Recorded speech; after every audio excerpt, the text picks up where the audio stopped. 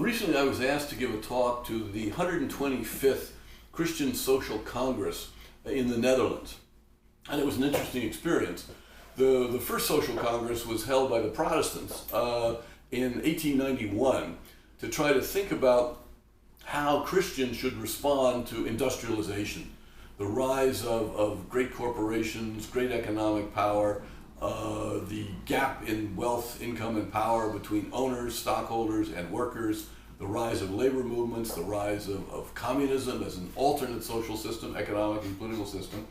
And in the same year, the Catholic Church, under Pope Leo, I think, issued its first encyclical called Rerum Novarum, with New Things, where the Pope was trying to put a Catholic perspective to bear on the new things: industrialization, labor, worker, unions, the role of government.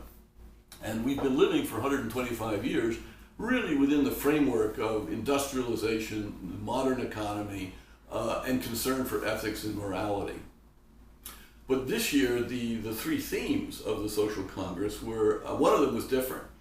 Apparently, the themes were what I grew up with and associated with very sort of Christian, which is faith, hope, and love. Very aspirational, maybe too naive perhaps, that through faith we can rise above a lot of sad, evil, and bad things.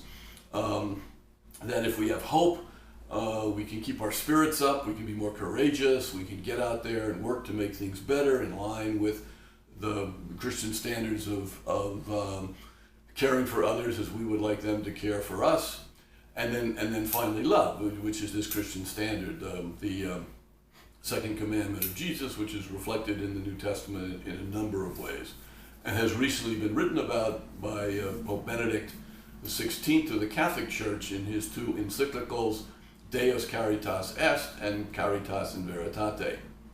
But this year, the middle term was fear, angst in Dutch. Everything was in Dutch. I was there listening with the help of translators, and that struck me. Why would this organized group of important Christians, mostly Protestant, but many Catholics were there, a retired cardinal was there and some bishops, why worry about fear?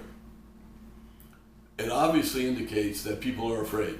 A lot of people in the Netherlands, which surprised me, because if you ask me, the Netherlands is a pretty successful society. The country is very clean, people are very nice, they're well behaved, they treat each other with respect, with deference, with appreciation, the food is plentiful, it's reasonably affordable, it's clean, public health is good, public transportation works, there's very little crime. Why should the Dutch be scared? And what are they scared of?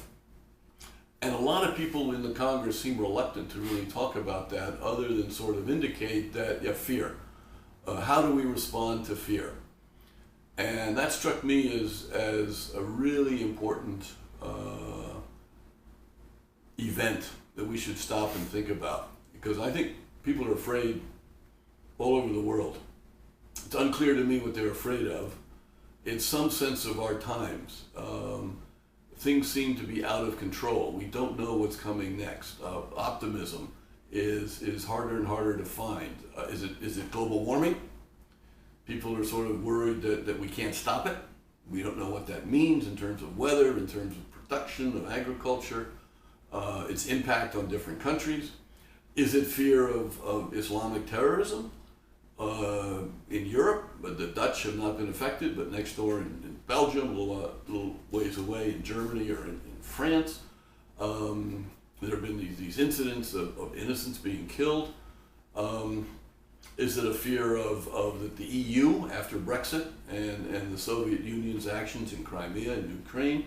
I'm not sure, but fear is a worrisome thing because it does cause people to shrink back, to hide behind the prejudices, to withdraw from activity, to not to engage in politics. None of these things are good for a moral society. And yet there they were, right in front of us in this Christian Social Congress in 2016.